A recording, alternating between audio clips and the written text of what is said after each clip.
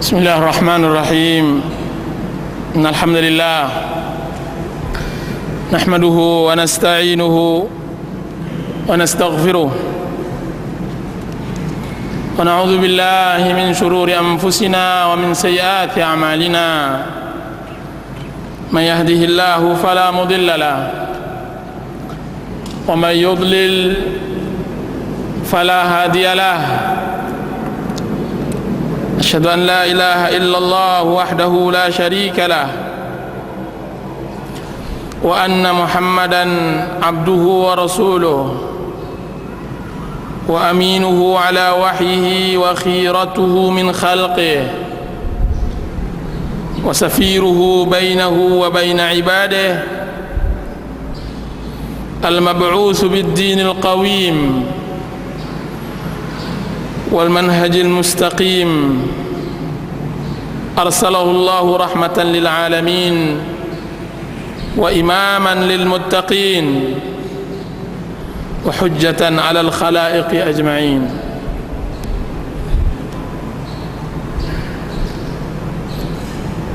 Para ikhwan dan akhwat yang dirahmati oleh Allah Azza wa Jalla,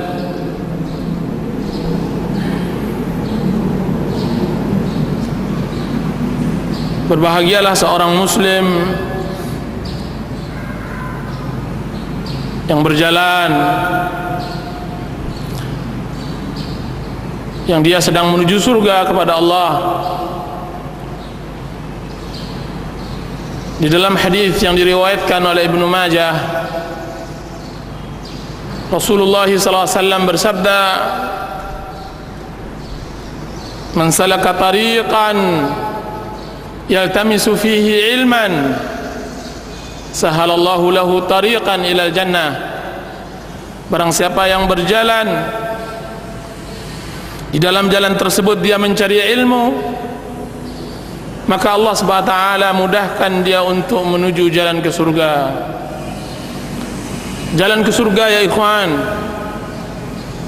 jalan yang dicari oleh orang-orang yang saleh, oleh orang-orang yang taat kepada Allah Azza wa Jalla. Anda sedang berjalan menujunya. Di dalam hadis yang diriwayatkan oleh Imam Muslim melalui jalan Abu Sa'id Al-Khudri dan Abu Hurairah radhiyallahu anhuma, bahwasanya Rasulullah sallallahu alaihi wasallam bersabda, "La yaq'udu qaumun yadhkuruna Allah." Tidaklah duduk satu kaum mengingat-ingat Allah Azza wa Jalla, illa haffat humul malaikah, kecuali malaikat menaungi mereka, wa ghasyiyat humur rahmah, rahmat kasih sayang Allah meliputi mereka, wa nazalat alaihimus sakinah, ketenangan turun pada mereka, wa dzakarallahu fi man 'indah, dan Allah Subhanahu wa taala menyebutkan kepada makhluk yang ada di sisinya. Allahu Akbar. Antum sangka mudah Allah Subhanahu wa taala menyebut seorang muslim di arsy, di langit ketujuh?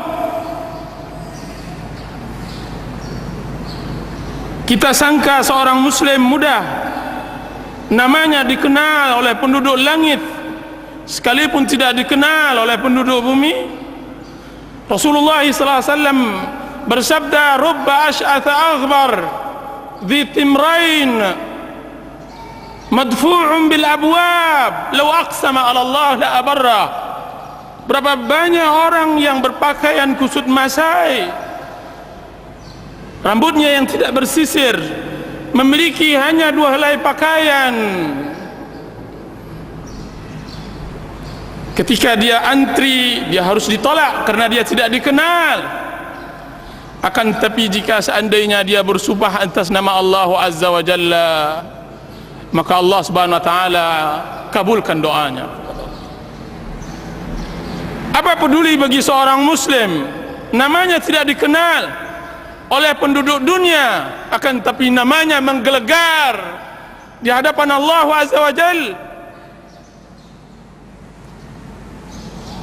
Namanya sangat dikenal oleh penduduk langit. Sesungguhnya penuntut ilmu dan yang mengajarkan ilmu dikenal oleh seluruh alam. Seluruh alam mengenalnya. Rasulullah sallallahu alaihi wasallam bersabda, Inna Allah wa malaikatahu la yusalluna ala muallimin nas al-khair. Sesungguhnya Allah dan malaikatnya, malaikat yang sangat besar, disebutkan bahwa Jibril sayapnya menutup ufuk, mendoakan kebaikan bagi orang-orang yang mengajarkan kebaikan kepada manusia. Hatta al-hitanu fil bahr, bagai sampai ikan hiu yang berada di lautan atau semut yang ada di dalam sarangnya mendoakan bertasbih bagi orang yang mengajarkan kebaikan dan mendengarkan kebaikan. Berbahagialah wahai kaum muslimin yang hadir, dan Rasulullah SAW telah memesankan kepada kami agar kami menyatakan kepada antum-antum yang hadir, ahlan wa sahlan bi talibi ilmin, selamat datang bagi penuntut ilmu, ilmu din, ilmu yang memberikan kebahagiaan di dunia dan memberikan kebahagiaan di akhirat, ilmu abadi, ilmu Allah yang dia telah sibukkan dirinya, sibukkan seluruh alam untuk belajar din, telah berganti generasi ke generasi, rasul kepada rasul yang lainnya menyibukkan pelajaran din. Kaum muslimin dan muslimat yang dirahmati oleh Allah Subhanahu wa taala, saya yakin hari ini ada usaha yang ditelantarkan, ada pekerjaan yang kita undurkan untuk bisa hadir di majlis ta'lim, ada waktu yang disisihkan untuk tidak bisa bercengkrama dengan keluarga dan anak-anak. Akan tapi kita telah ikhlaskan itu untuk Allah Azza wa Jal. Seorang muslim mengikhlaskan waktunya kepada Allah, alangkah nikmatnya hidup, alangkah bahagianya hidup untuk Allah. Hari ini saya datang ke majlis ta'lim hanya lillahi Azza wa Jal, la riya'an wala sum'ah, kan tapi saya berjalan untuk menuju surga. Berbahagialah langkah, berbahagialah kaki yang telah jalan menuju surga. Akan tapi yakinlah bahwa rezeki yang kita tunda tersebut bukan di tangan kita. Banyak orang-orang yang berletih, banyak orang-orang yang menghabiskan waktunya untuk mencari rezeki, akan tapi dia tidak mengerti bahwa rezeki di sini, rezeki di majlis ta'lim. Bukankah di dalam majlis ta'lim turun rahmat Allah? Rezeki Allah turun bagi orang-orang yang kesulitan untuk dibayar uangnya, bagi orang-orang yang kesulitan untuk menagih hutang yang belum selesai. Datanglah ke majlis ta'lim. Sesungguhnya buhul rezeki ada di majlis ta'lim. Wa ghasyiyatuhumur rahmah, turunkan kepada mereka rahmat. Turun rahmat ya ikhwan, rahmat yang dia adalah buhul kebahagiaan. Mungkin seorang suami meninggalkan istrinya dalam keadaan marah, hatinya gundah, hatinya tidak tenang, kan tapi dia mencoba untuk hadir di majlis ta'lim ini untuk mendengarkan kalamullah dan kalam Rasulullah sallallahu alaihi wasallam. Daripada dia berangkat ke tempat-tempat maksiat, dia ingin bersempuh mendengarkan kalamullah di sini. Duduk majalasa qaumun fi baitin min buyutillah wa yatluna kitab Allah wa yatadarasuna fi ma bainahum. Tidaklah duduk satu kaum di rumah dari rumah Allah, dan ini adalah rumah Allah. Yatluna kitab Allah, dan kita sekarang sedang membaca kitab Allah Azza wa Jal. Wa yatadarasun, mempelajari, dan kita sekarang mempelajarinya. Kecuali turun ketenangan, ketenangan di sini ya ikhwan. Suatu hari seorang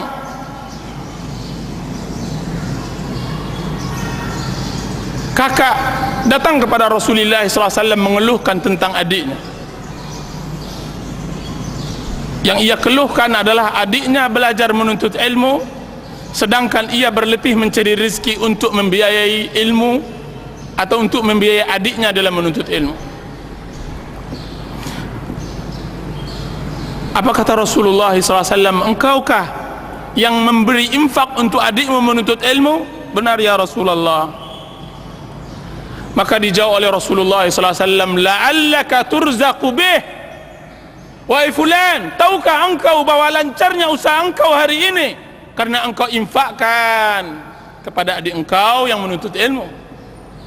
Masya Allah, kelancaran usaha karena kita melancarkan seseorang di dalam melempangkan jalan menuju jalan Allah Azza wa Jalla. Hadirin, hadirat, kaum muslimin dan muslimat yang dirahmati oleh Allah Azza wa Jalla, hati ini berbunga melihat kehadiran antum di saat gemuruhnya dan riuhnya orang-orang berpaling dari din. Sufyanus Tsauri rahimahullahu ta'ala, dan beliau Sufyan hidup di zaman keemasan Islam. Ketika datang seseorang kepadanya dari kejauhan, dari negeri yang jauh, kemudian dia mengatakan, yaitu Sufyan Tsauri mengatakan, mewasiatkan ketika dia hendak pergi, wahai fulan, jika seandainya engkau bertemu seorang ahlus sunnah, maka sampaikan salamku kepadanya. Itu Sufyan, dia mengatakan sesungguhnya zaman ini adalah zaman keterasingan. Abad kedua Imam Sufyan mengatakan, abad kedua, dan sekarang pada abad ke-15, asing Islam, ghurbatul Islam, asing.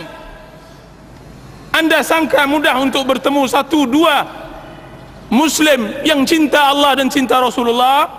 Tidak. Apalagi yang hadir, Masya Allah, yang hadir adalah semuanya adalah pecinta Al-Quran dan Sunnah Rasulullah SAW. Untuk mereka saya hadiahkan buku ini, untukmu yang berjiwa hanif, karena saya yakin tidaklah yang hadir menyibukkan dirinya untuk sesuatu tentang agama Allah Azza wa Jalla kecuali dia memiliki hati yang hanif.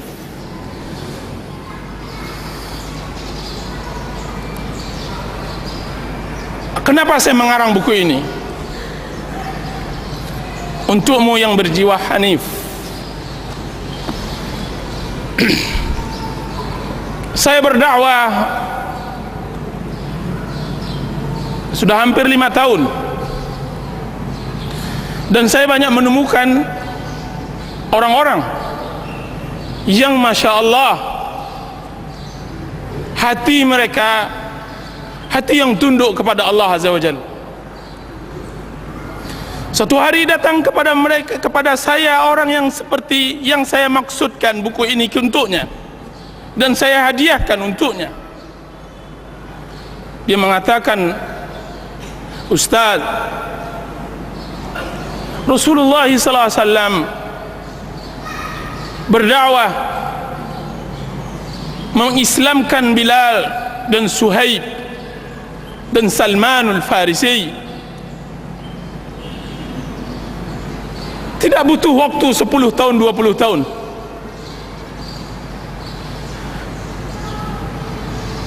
Dia mengatakan, Ustaz, jadikan diri saya sebagai Bilal.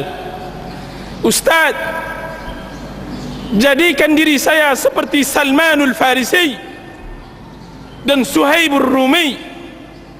Jadikan diri saya seperti sahabat Rasulullah sallallahu alaihi wasallam. Pertanyaan ini membuat saya terkesima, karena banyak di antara kita juga yang hadir di majlis ta'lim 10 tahun, 20 tahun, bahkan sudah mungkin sudah mulai belasan tahun, akan tetapi tidak ada iman Bilal, sedikitnya akidah Suhaib dan langkanya keyakinan Salmanul Farisi membuat saya bertanya, bagaimana Rasulullah SAW mendidik umat yang begitu kokoh imannya dalam waktu yang sangat sebentar. Dan Bilal bin Rabah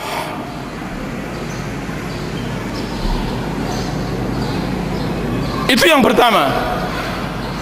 Satu lagi, di sebuah daerah ada seseorang menghampiri saya dari salah seorang ikhwan. Kemudian dia mengatakan, Ustaz, bahwa saya mengajar di taman pengajian Al-Quran di sebuah masjid.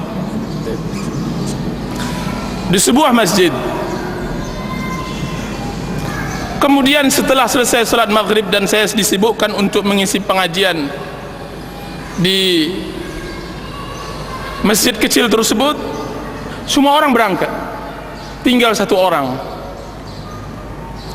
Kemudian setelah saya mengajar 1-2 orang anak, maka dia mulai mendekat kepada saya. Kemudian dia mengatakan, Ustaz, dan dia adalah ustaz mengajar Al-Quranul Karim. Ustaz, saya ingin bertanya tentang bentuk solat saya. Untuk solat saya, apa kata ustaz tersebut? Apa yang terjadi pada solat bapak? Kemudian dia mengatakan, saya solat yang satu solat 2 rakaat yang saya lakukan, saya harus mengganti, atau 4 atau 2 rakaat yang saya lakukan, setiap 2 rakaat tersebut saya harus mengganti pakaian saya karena basah dengan air mata. Basah dengan air mata. Sahkah solat saya? Subhanallah alazim. Sahkah solat saya? Pertanyaan yang baru datang, yang tiba-tiba datang kepada ikhwan kita tersebut, yang membuat dia tidak bisa sembarang menjawab. Kalau seandainya dia tanyakan apa hukum menggerak-gerakkan jari dalam solat, dia akan menjawabnya. Kalau seandainya ditanyakan tentang masalah sedekap atau lepaskan isdal, maka dia akan menjawabnya. Kalau seandainya ditanyakan apakah menjaharkan bismillah atau tidak, dia akan menjawabnya. Akan tetapi pertanyaan dalam bentuk lain. Saya salat dalam keadaan setiap selesai rakaat saya harus mengganti pakaian saya karena air mata saya terus mengalir. Sahkah salat saya? Benarkah salat saya seperti salat Rasulullah SAW? Ikhwan tersebut datang kepada saya pada hari pertama kali saya datang di daerah tersebut. Kemudian saya katakan, temukan saya dengan bapak tersebut. Temukan. Maka malam harinya saya bertemu dengan seorang pemuda, dan dia bukan pemuda karena dia telah menikah dan mempunyai anak, akan tetapi wajah yang kuyu, orang yang benar-benar hancur hatinya hendak bertaubat kepada Allah Azza wa Jal. Dia mengatakan, Ustaz, saya developer dan saya telah menjual dan saya telah infakkan semua harta saya, tinggal Cup 70 Honda Cup 70 di depan rumah ini, dan saya takut akan azab Allah. Subhanallah, saya takut akan azab Allah. Orang seperti itu adalah orang yang berjiwa hanif. Untuknya saya karang tulisan ini. Satu hari lagi salah seorang pejabat, mudah-mudahan dia mendengar apa yang saya sampaikan, semua maksiat dia lakukan. Dia mengatakan kepada saya, Ustaz, tidak ada maksiat kecuali telah saya lakukan. Setiap kali saya ke Jakarta, seharusnya saya berangkat hari Jumat, maka saya berangkat biasanya hari Selasa atau Rabu.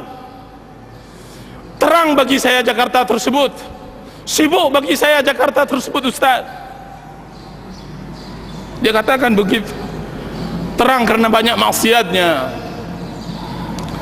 Kemudian suatu hari saya mengisi pengajian menceritakan tentang kisah Uwais Al-Qarni, bagaimana baktinya kepada orang tuanya. Tiba-tiba, dan dia laki-laki, dia orang besar, tiba-tiba tanpa saya membuat-buat kajian tersebut, kajian biasa, tidak ada pengaruhnya dengan sebuah orang yang sudah terbiasa dengan mendengar pengajian, akan tapi tiba-tiba dia meneteskan air matanya di hadapan istri dan anak-anaknya dan di hadapan keluarganya semuanya. Kami sholat asar, kemudian dia mengatakan, Ustaz, demi Allah, malu saya rasanya menangis, akan tapi air mata ini keluar, air mata ini keluar. Kaum muslimin yang dirahmati oleh Allah Azza wa Jal, kita di zaman yang membutuhkan hati yang seperti ini. Rasulullah SAW bersabda, yadkhulu aqwamunul jannah afidatuhum misla afidatut tayr, akan masuk surga satu kaum hati mereka selembut hati burung. Alam ya'ni lil ladzina amanu an takhsha'a qulubuhum li dzikrillah, alam ya'ni lil ladzina amanu an takhsha'a qulubuhum li dzikrillah. Kapan lagi bagi seorang mukmin khusyuk hatinya untuk mengingat Allah Azza wa Jal? Disebutkan oleh Abdullah bin Umar radhiyallahu an, sesungguhnya ayat ini ditunggu oleh Allah Azza wa Jal kepada sahabat Rasulullah 13 tahun setelah mereka masuk salaf Ahlus Sunnah wal Jamaah, setelah mereka masuk Islam. Saya melihat di kalangan ikhwan sangat kikir dengan air mata, ya ikhwan, sangat kikir, kecuali di awal-awal dia mendapatkan hidayah. Mana air mata ciri khas seorang yang saleh, orang yang tunduk hatinya kepada Allah Azza wa Jal? Mana air mata di salat tahajud? Mana air mata di dalam doa dan tadarru' kepada Allah Azza wa Jal? Apakah kita belajar din untuk memperkeras hati kita, untuk menendam, untuk menyakiti kaum muslimin? Tidak. Kita mempelajari din untuk bisa bersimpuh di hadapan Allah Azza wa Jal, untuk menciptakan hakikat ubudiyah kepada Allah Azza wa Jal. Allah Azza wa Jal untuk menyempurnakan bahwa diri kita adalah hamba Allah, hamba Allah. Maka buku ini saya karang, dan buku ini saya karang kepada orang-orang yang saya ceritakan tersebut. Tiba-tiba saya tidak melihat dia lagi ke sebuah pengajian. Wajahnya yang bersinar telah berubah menjadi wajah yang hitam karena maksiat kepada Allah Azza wa Jal. Orang yang telah kembali kepada maksiat dan jalan syaitan setelah dia mendengar Nidaur Rahman, panggilan Allah Azza wa Jal. Saya takut kepadanya firman Allah Azza wa Jalla yang mengatakan, falamma zaghu azaghallahu qulubahum. Ketika mereka melenceng, maka Allah Subhanahu wa taala lencengkan hati mereka. Ketika mereka telah mendapatkan hidayah dan mereka tidak mau mengolahnya, mereka tidak mau mencobanya, mereka duduk kan tapi tidak pernah menyemak, mereka hadir akan tapi tidak pernah menghadirkan hati. Kemudian Allah Subhanahu wa taala hanya pertemukan dia nanti di neraka, di adab akhirat. Untuk mereka tersebut aku karang buku ini.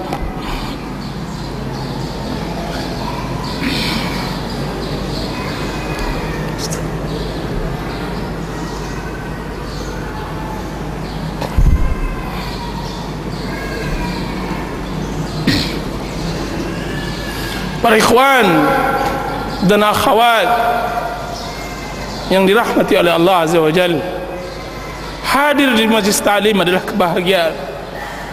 Hadir duduk bersimpuh mendengarkan kalam Allah adalah kebahagiaan.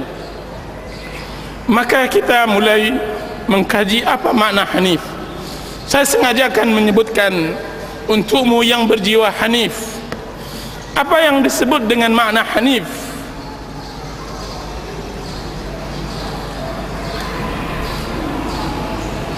Yang berjiwa hanif dialah orang yang ketika diingatkan maka dia teringat, ketika dinasihatkan maka dia tersentuh dan terenyuh. Allah Subhanahu wa taala berfirman, fadzakir fa inna dzikra tanfa'ul mu'minin. Berilah peringatan, sesungguhnya peringatan tersebut memberi manfaat kepada kaum mukminin. Berilah nasihat, berikan nasihat, sesungguhnya nasihat tersebut akan memberi manfaat kepada kaum mukminin. Orang yang hanif adalah orang yang memiliki hati yang salim, hati yang menjadi modal untuknya bisa masuk surga. Allah Subhanahu wa taala berfirman, "Yauma la yanfa'u malun wala banun illa man atallaha biqalbin salim." Hari yang tidak ada manfaat, hari itu harta dan anak-anak, kecuali bagi orang yang membawa hatinya yang salim, membawa hatinya yang salim. Yauma yanfa'u malun wala banun, hati yang salim, hati yang bersih dari dengki, hasad, hati yang condong kepada tauhid dan jauh kepada syirik, hati yang cinta terhadap akhirat dan benci terhadap kehidupan dunia yang memukau, hati yang bersih dari syahwat yang dapat menghalangi dirinya dari larangan Allah, hati yang jauh dari syubhat yang dapat menghalanginya untuk menerima kabar Allah Azza wa Jalla.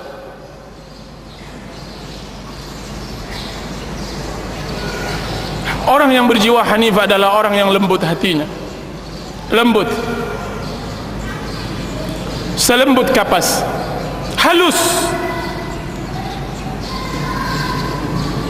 sehalus rambut. Rasulullah SAW menyifati penduduk Yaman di dalam hadis yang sahih. Rasulullah SAW bersabda, "Ja'akum ahlul Yaman araqqu quluban wa alyanu af'idatan." Akan datang kepada kalian nanti penduduk Yaman orang yang mempunyai kalbu yang halus dan mempunyai hati yang lembut. Berkata Ibnu Qayyim rahimahullahu taala di dalam kitab At-Tibyan fi aqsamil Quran, lihat bagaimana Rasulullah SAW mensifati hati seorang muslim lembut dengan halus. Karena kelembutannya akan timbul rasa rahmat kasih sayang, dan karena kehalusannya akan timbul rasa cinta kepada ilmu dan kalamullah azza wa jalla. Hati seorang muslim harus lembut dan halus. Di sini banyak rahasia hati yang banyak tidak tersingkap oleh banyak orang. Ada orang yang cinta ilmu, akan tapi dia tidak memiliki kasih sayang. Ada orang yang memiliki kasih sayang, akan tapi dia benci terhadap ilmu. Bagi kedua orang tersebut sulit baginya akan menerima yang hak. Dia tidak akan merahmati khalq, dia tidak akan kasih sayang kepada manusia, dan tidak akan mengerti kepada manusia, kepada Khaliq, kepada Allah Azza wa Jalla. Sedangkan Islam adalah ma'rifah kepada Allah dan juga kasih sayang kepada manusia dengan dua hati, dengan lembutnya dan dengan halusnya, dengan lembutnya dan halusnya, dan keduanya bermuara kepada ajaran hanif. Hati yang hanif, hati yang hanif, dialah hati yang disebut oleh Allah Subhanahu wa taala, yaitu hati yang munib, qalbun munib, syarat mutlak untuk bisa masuk surga. Allah Subhanahu wa taala berfirman, "Hadza ma tu'aduna likulli awwabin hafiz man khasyar rahmana bil ghaibi wa jaa'a biqalbin munib udkhuluha bisalam, udkhuluha bisalam." Inilah yang telah dijanjikan untuk kalian, setiap orang yang tunduk patuh dan menjaga hukum-hukum Allah. Barang siapa yang takut kepada Rahman dan datang dengan hati yang munib. Hati yang munib, berkata Abdullah bin Abbas radhiyallahu anhu, orang yang kembali dari maksiat dan mulai bersimpuh di hadapan Allah. Ulang, awalnya dia fitrah, kembali dari maksiatnya hendak bersimpuh kembali kepada Allah. Ya Allah, ini hamba-Mu yang dahulunya melakukan maksiat, sekarang dia bersimpuh di hadapan-Mu mengakui semua kesalahan dan kekurangannya. Itu hanif. Itu yang disebut qalbun munib. Hati yang telah dipenuhi dengan kecintaan dan sangat sensitif terhadap kebenaran. Hati yang tersentuh terhadap kebenaran dan telah dipenuhi dengan kecintaan kepada Allah Azza wa Jalla.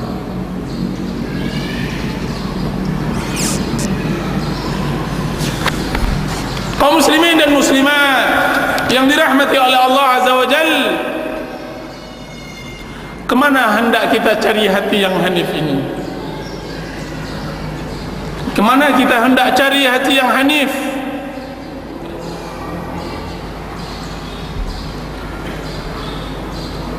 Disebutkan oleh Ibnu Rajab rahimahullahu ta'ala di dalam kitab Jami' Al-Ulum wal Hikam, adalah salah seorang murid dari Dhunnun Al-Misri.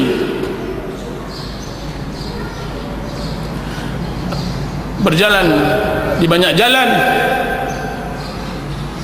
dia mengatakan, ahin aina qalbi, man wajada qalbi. Dia berkata di setiap jalan, bertemu dengan seorang anak, kemudian dia mengatakan, di mana hatiku? Siapa yang menemukan hatiku? Di mana hatiku?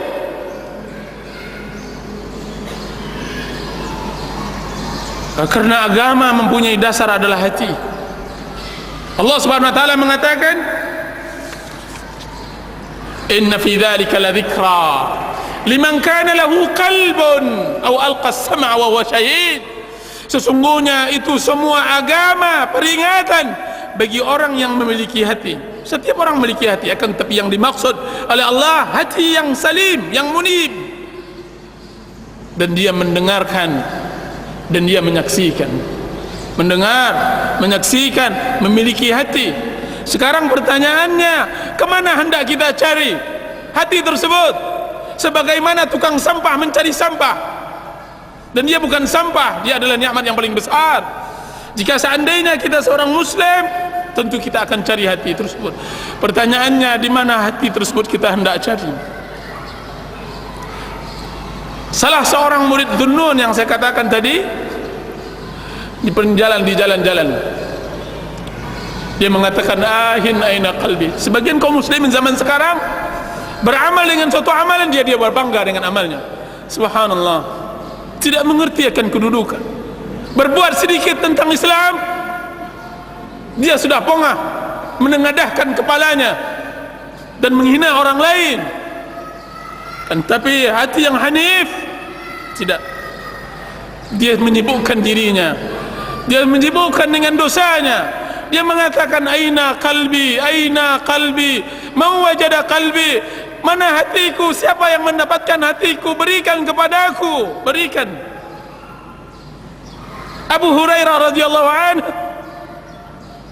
setiap kali beliau mengajarkan anak-anak kecil, disiumnya anak tersebut, kemudian dia mengatakan, paman kalian ini banyak dosa, maka istighfarkanlah, ampunkanlah kepada Allah, kalian masih suci.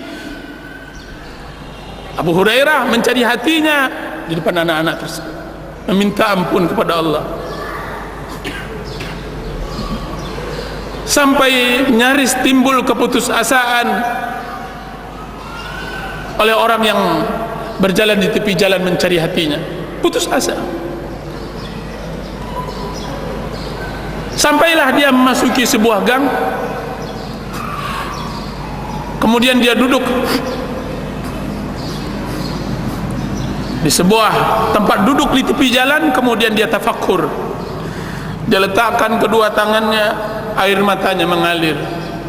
Akankah Allah memberi taubat kepadanya setelah maksiat sejauh ini? Akankah Allah Subhanahu wa taala memberikan pengampunan kepadanya, dan dia adalah hamba Allah sepanjang masanya melawan Allah dengan maksiat dan pembangkangannya kepada Allah? Nyaris dia berputus asa. Tiba-tiba terdengar kegaduhan di dalam rumah, bertengkar. Terdengar suara keras sang ibu memarahi anaknya. Dia terbangun dari sebuah pemikirannya tadi. Terbangun. Seorang ibu memarahkan anaknya yang kecil, umur 4 tahun. Tiba-tiba pintu belakang rumah dibuka oleh ibunya tersebut. Kemudian anaknya tersebut diusirnya. Kemudian dihempaskannya pintu tersebut sampai berbunyi keras. Kemudian dia katakan, "Enyahlah engkau wahai anak durhaka, pergilah engkau dari rumahku. Jangan tempati lagi ibu, jangan sebutlah ibu-ibu ini ibumu. Jauhlah dari engkau, anak engkau adalah anak pembangkang, pelaku maksiat." Anak umur 4 tahun.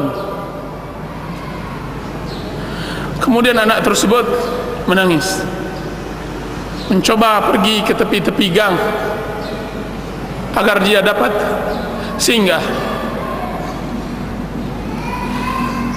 Akan tapi anak tersebut, kemana hendak dia berlindung lagi? Kemana dia akan menetap? Kemana dia akan menginap malam? Maka dia balik lagi ke rumahnya. Kemudian ditempelkannya pipinya ke pintu tersebut. Kemudian dia mengatakan, ahli ibadah ini melihat tingkah laku anak tersebut. Kemudian anak tersebut mengatakan, "Ya ummah, ya ummah, wahai ibu, man yaftahu liyal babu idza ughliqat babaka anni, idza aghlaqti babaka anni." Wahai ibu, pintu mana lagi yang bisa terbuka untukku jika seandainya pintumu telah tertutup untukku? Tidak ada lagi. Pintu mana yang bisa menutup, yang akan terbuka untukku jika seandainya pintumu telah tertutup bagi? Wahai ibu, siapa pula yang dapat mendekatkan dirinya kepadaku jika seandainya bukan engkau? Wahai ibu, jika siapa lagi yang dapat menyayangiku jika seandainya engkau telah murka kepadaku? Anak tersebut, kemudian dia terjatuh di tanah tersebut. Kemudian dia letakkan pipinya di tanah tersebut. Kemudian dia menangis. Dia menangis untuk dibukakan pintu, dan dia tidak akan berbuat lagi kesalahan. Dia tidak akan kembali lagi kepada perbuatannya yang lama. Sang ibu mendengar ucapan sang anak, siapa ibunya? Siapa ibu yang begitu keras hatinya sehingga dia tidak mendengar teriakan dan tangisan sang anak? Maka sang ibu tersebut melihat di celah-celah rumah papannya tersebut, dilihatnya perlakuan anaknya tersebut. Tidak sampai hatinya, tidak tega. Kemudian dibukakan pintunya olehnya. Kemudian anaknya tersebut diangkatnya. Kemudian dibersihkannya pipinya dari tanah dan debu. Kemudian dipeluknya. Kemudian dia mengatakan, "Wahai penyejuk pandanganku, siapa pula yang tidak tersentuh dengan ucapan? Siapa ibu yang mengusir anaknya? Wahai anakku, sebutkan." Tidak ada ibu yang mengusir. Akan tetapi engkau telah berbuat kesalahan, dan ibu akan memaafkan. Kau telah berbuat kesalahan, ibu memaafkanmu. Kemudian apa kata abid ahli ibadah tersebut? "Al-an wajada qalbi." Sekarang baru saya dapatkan hatiku. Sekarang aku temukan hatiku. Sekarang saya temukan hatiku. Saya dapat, saya peroleh. Kiranya begitulah kita seorang muslim bermuamalah kepada Allah. Siapa yang dapat membuka pintu jika seandainya pintu Allah sudah tertutup? Siapa yang dapat memberikan kasih sayang jika seandainya Allah telah murka? Siapa pula yang memberikan pembelaian, rahmat dan maghfirahnya jika seandainya Allah Subhanahu wa taala telah melaknat kita? Nauzubillah. Nauzubillah. Maka carilah hati-hati yang hanif di tempat-tempat yang seperti itu, ya ikhwan.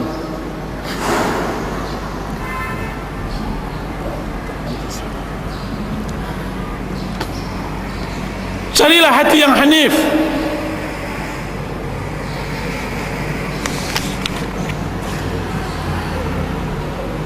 Ditumpukan hati-hati yang kehidupannya selalu dirundung sengsara. Carilah hati yang hanif, di hati para fuqara dan para masakin. Cobalah bergaul dengan mereka, dekati mereka, selami kehidupan mereka. Sesungguhnya Rasulullah SAW bersabda, "Ubghuni du'afaakum," carikan aku orang-orang fakir di antara kalian. "Innama turzaquna wa tunsaruna bidu'afaikum," sesungguhnya kalian dimenangkan dan diberi rezeki karena orang-orang lemah di antara kalian. Carilah hati-hati yang hanif pada jiwa-jiwa yang ringkih, jiwa-jiwa yang tertunduk karena kefakiran dan kemiskinan, selami kehidupan dan kesusahan dan kesedihan mereka. Aliri air mata mereka, pahamkan bahwa mereka tidak memiliki harta dan kedudukan. Mereka itu akan dapatkan hati yang hanif di sana. Disebutkan di dalam riwayat lain bahwa sesungguhnya kalian dimenangkan oleh Allah dengan orang-orang lemah dengan doa mereka. Karena doa si fakir, doa orang-orang yang merana adalah seindah-indah doa, seindah-indah doa.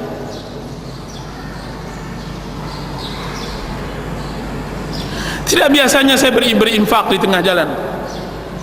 Saya tidak terbiasa memberi infak di tengah jalan. Suatu hari setelah saya tawaf di Mekah setahun yang lampau,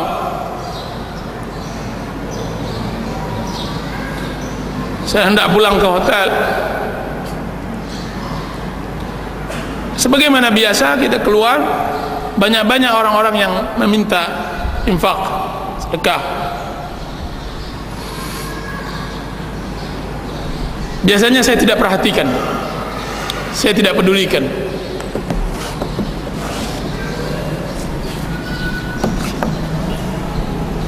Saya tidak pedulikan. Tiba-tiba ada seorang ibu yang mengatakan ke telinga saya, "Bunaya ummah Palestiniyah."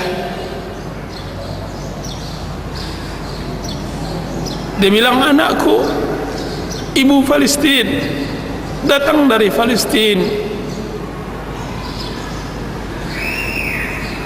Saya berpaling menghadapnya, kemudian saya berikan apa yang saya miliki dari harta. Nas'alullah al-ikhlas, walaupun sedikit. Saya bilang pada dia, "Ibu, tolong doakan, doakan." Tahukah antum siapa yang berbahagia waktu itu?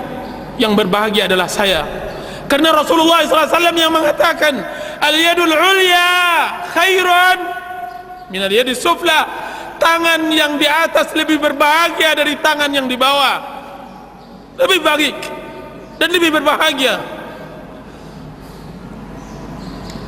Saya bisa berikan kepadanya, saya berbahagia. Saya berinfak kepadanya, saya bisa berbahagia.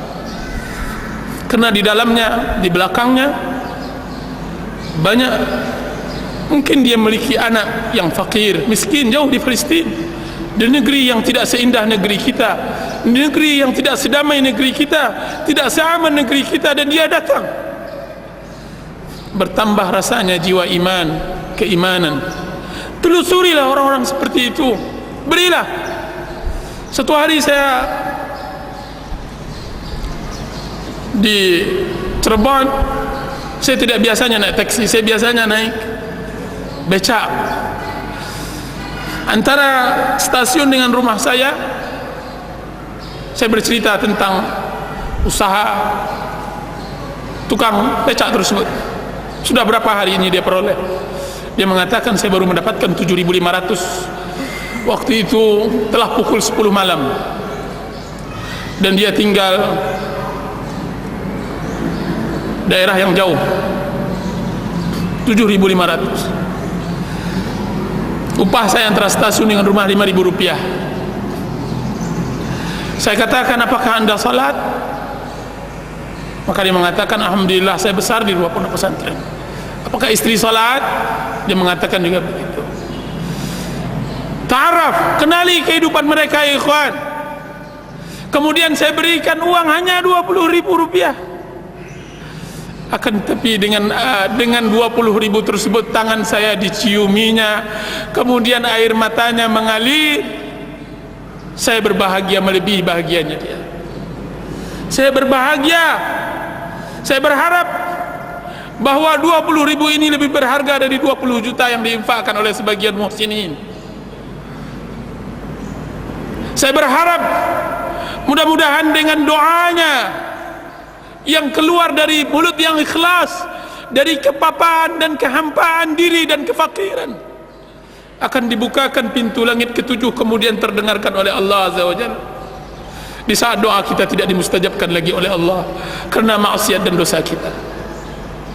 Carilah di sana. Jangan berkelimang harta. Maksiat kepada Allah akan mengekalkan hati, akan menjauhkan diri dari jiwa yang hanif.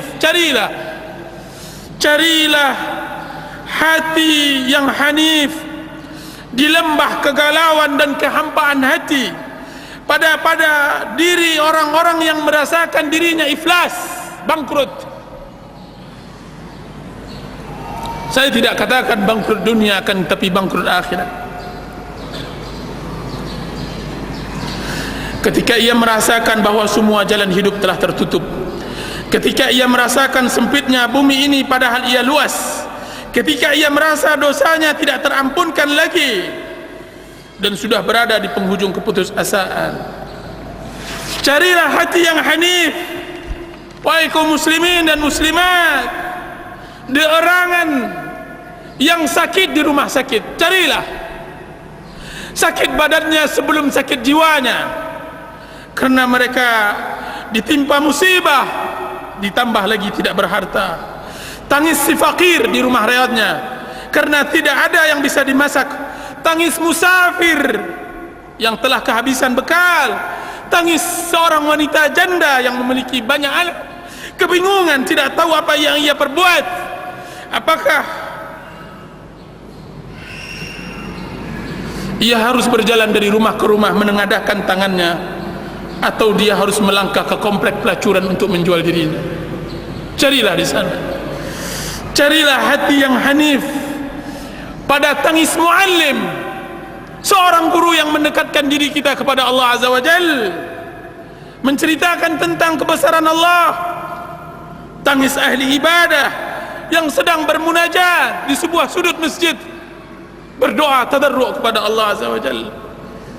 Atau tapukuran ahli hadis, ditumpukan kitabnya membaca hadis-hadis Nabi, kemudian terlontarkan oleh mulutnya, sadaqa Rasulullah, semuanya telah benar yang diucapkan oleh Rasulullah SAW. Carilah hati yang hanif, tangis dan air mata orang yang mencintai karena Allah ketika mereka hendak berpisah. Lihatkah antum, dua orang saling mencintai karena Allah, berpisah, saling berpelukan, kemudian menangis. Rajulani tahabbani fillah, dua orang yang saling mencintai karena Allah. Dia adalah satu dari 7 kelompok yang diberi perlindungan, yang tidak ada perlindungan kecuali perlindungan Allah Azza wa Jalla. Tangis tersebut akan anda dapatkan hati yang hanif di sana, hati yang jujur, hati yang bersih. Untuk mereka itu aku hadiahkan kitab ini.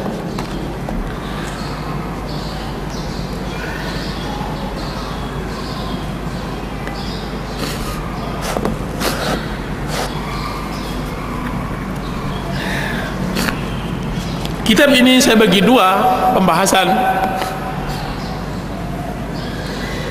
Pembahasan pertama tentang masalah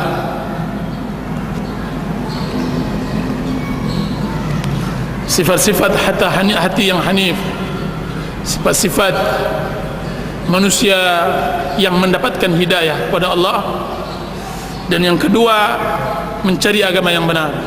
Mudah-mudahan cukup waktu bagi kita untuk menyelesaikannya.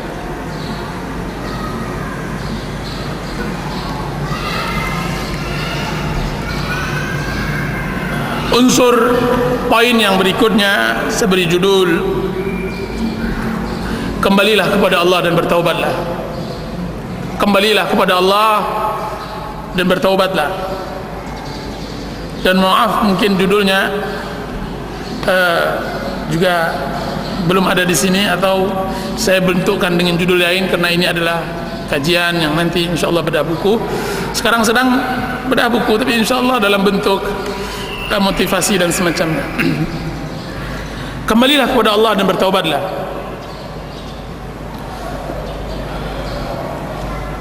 Para ikhwan dan akhwat yang dirahmati oleh Allah Subhanahu wa taala, semua manusia ingin bahagia. Semua manusia ingin bahagia. Orang-orang yang letih mencari dunia ingin bahagia. Orang-orang yang menyangka bahwa bahagia ada di kedudukan, maka mereka berletih kepadanya, ingin bahagia. Tapi tahukah kita bahwa kebahagiaan itu bukan di dalam saku? Kebahagiaan tidak masuk di dalam bantal sarung, di sarung bantal. Kebahagiaan tidak ada di dalam tas. Kebahagiaan ada di dalam hati. Kalaulah seandainya kebahagiaan ini bisa dikenyangkan dengan makanan yang nikmat, kita akan tumpuk-tumpukkan makanan nikmat ini dalam hati. Kalau kebahagiaan ini bisa kita dapatkan dengan mencurahkan emas dan perak, maka akan kita masakkan emas dan perak tersebut, maka kemudian kita masukkan ke dalam hati kita. Akan tetapi kebahagiaan tersebut jauh di dalam. Dan tahukah antum bahwa bertaubat kepada Allah adalah kebahagiaan? Allah Subhanahu wa taala berfirman, "Wa tubu ila Allahi jami'an ayyuhal mu'minuna la'allakum tuflihun." Bertaubatlah semuanya wahai kaum mukminin. Taubat yang dipanggil bukan pelaku maksiat, akan tapi orang-orang beriman. Bertaubatlah. Untuk apa kami bertaubat ya Allah? Untuk apa? Allah mengatakan la'allakum tuflihun, agar kalian berbahagia. Jadi bertaubat adalah berbahagia. Taubat adalah berbahagia.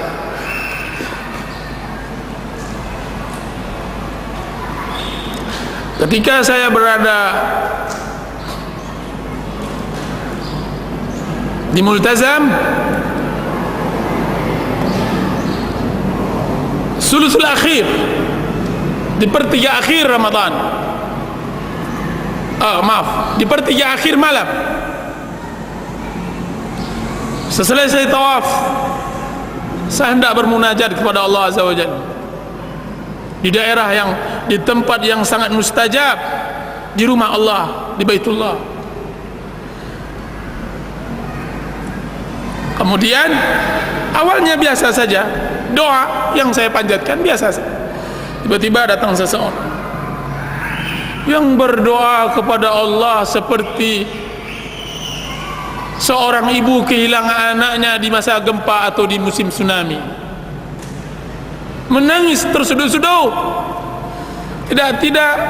Tidak saya sangka kiranya tangisnya tersebut terimbas kepada saya. Terimbas pula. Maka saya rasakan nikmatnya hidup, bertaubat kepada Allah Azza wa Jalla kena tangis orang yang sebelah. Tangis. Antum sangka tidak ada orang yang mendoakan keadaan kaum muslimin? Subhanallah, saya dengar di telinga saya seseorang yang di sebelah saya tersebut mendoakan keadaan kaum muslimin. Ya Allah, unsur kaum muslimin di Palestina, di Irak, di mana-mana. Dia berdoa dengan khusyuknya. Bertaubat kepada Allah nikmat. Taubat kepada Allah bahagia. Air mata yang keluar akan memberikan kebahagiaan, kelapangan hidup. Ada sebagian sekarang sebagian metode untuk menghilangkan stres adalah dengan menangis. Akan tapi itu buanglah, kita tidak perlu dengan itu. Yang kita inginkan adalah kebahagiaan yang telah diaturkan oleh Rasulullah SAW sesuai dengan din. Bertaubatlah kepada Allah Subhanahu wa taala sebelum datang masa-masa terlambat taubat. Saya melihat seseorang di Arafah benar-benar bersimpuh di hadapan Allah. Arafah, tempat yang dimustajabkan oleh Allah Azza wa Jal. Dia berdiri, air matanya mengalir memohon ampun kepada Allah, yang kita tidak tahu apa yang ia perbuat antaranya dengan Allah Azza wa Jal. Bertaubat kepada Allah Azza wa Jal. Alangkah nikmatnya maksiat jika seandainya setelahnya diiringi dengan taubat kepada Allah Azza wa Jalla. Kalla innal insana la yatgha ar-ra'ahu istaghna inna ila rabbikar ruj'a. Ketahuilah demi Allah, tidak sama sekali manusia benar-benar melampaui batas ketika dia melihat dirinya merasa cukup, ketika dia berada puncak-puncak kesombongannya. Tiba-tiba dia kembali kepada Allah. Inna ila rabbikar ruj'a. Sesungguhnya kepada Rabbnya lah dia kembali. Dia bersimpuh seperti seorang hamba yang berusaha menjadi majikan, kemudian dia luluh di hadapan majikan. Dzat al-qahhar, al-khaliq, ar-razzaq. Setelah itu dia ditangkap oleh pengawal majikan tersebut, ditendang, kemudian diikat, dibelenggu, kemudian disujudkan kepada majikannya. Kemudian dia mengatakan, ampunkan diriku ya majikan, ya Allah, dari semua dosa-dosa. Aku Firaun, cuma Firaun lebih berani dari diriku. Firaun berani mengucapkan ana rabbukumul a'la dengan lisannya, dan dia adalah pemberani. Aku adalah Tuhanmu yang tertinggi, dan aku adalah orang yang pengecut. Aku tidak berani mengucapkannya, akan tapi perbuatan dan hati dan lisan mengarahkan bahwa seakan-akan aku adalah Tuhan. Aku yang membuat keadaan, aku yang menjernihkan dan mengeruhkan, aku yang mendatangkan rezeki, aku yang menentukan takdir, bukan engkau ya Rabb.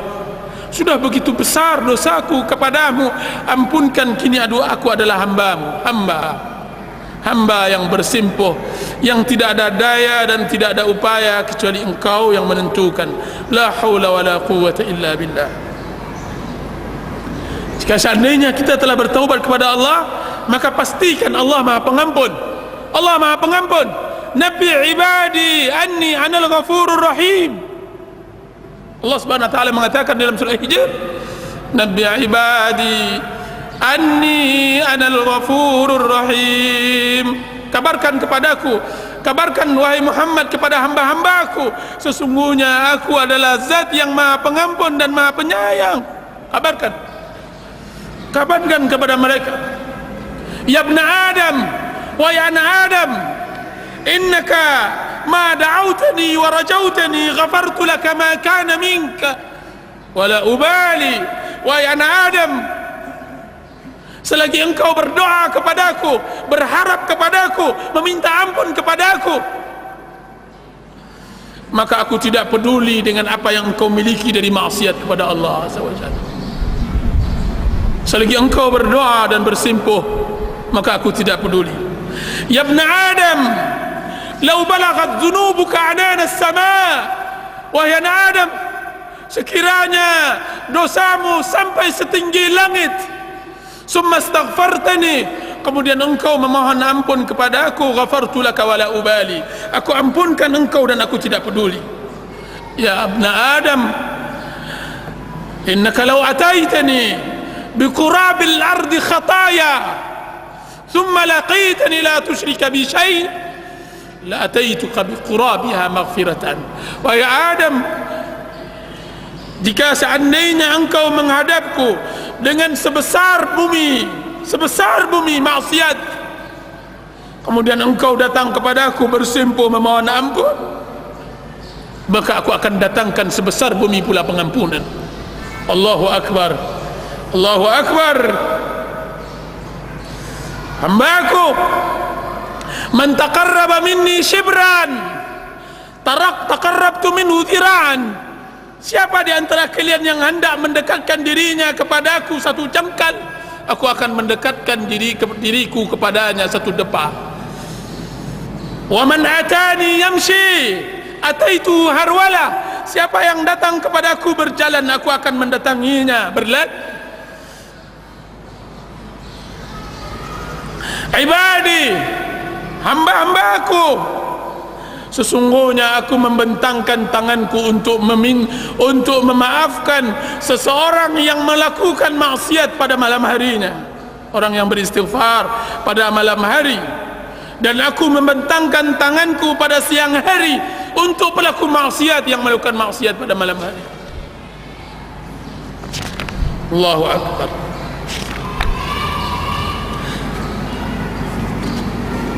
Wahai anak Adam, jika seandainya engkau datang, aku akan terima engkau, aku akan bukakan pintu. Jika seandainya engkau datang siang hari, maka aku akan bukakan pintu. Sekiranya engkau datang malam hari, maka aku bukakan pintu. Wahai anak Adam, barang siapa yang menghadap kepada aku, maka aku menyambutnya dari kejauhan. Barang siapa yang memanggilku, maka aku akan menyebutnya di dalam kedekatan. Barang siapa yang meninggalkan sesuatu untukku, maka aku akan memberinya pemberian. Barang siapa yang mengharapkan ridhaku, maka aku akan berikan kepadanya apa yang ia inginkan. Hambaku, pelaku zikir, dia adalah orang-orang majlisku.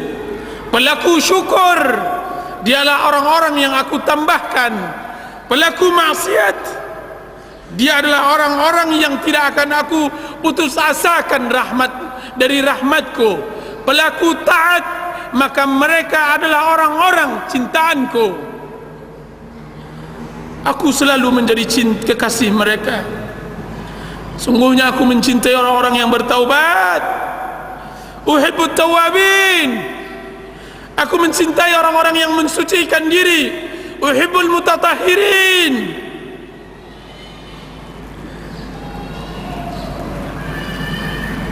Jika seandainya mereka bertaubat, jika seandainya mereka tidak bertaubat, maka aku adalah tabib mereka. Aku akan timpakan kepada mereka musibah yang dapat mengurangi maksiat mereka. Itu nukilan dari apa yang disebutkan oleh Ibnu Qayyim rahimahullah di dalam kitab Zadul Ma'ad.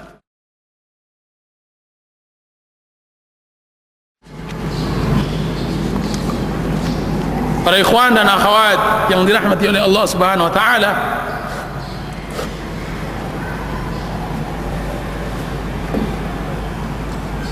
jujurlah dalam bertaubat.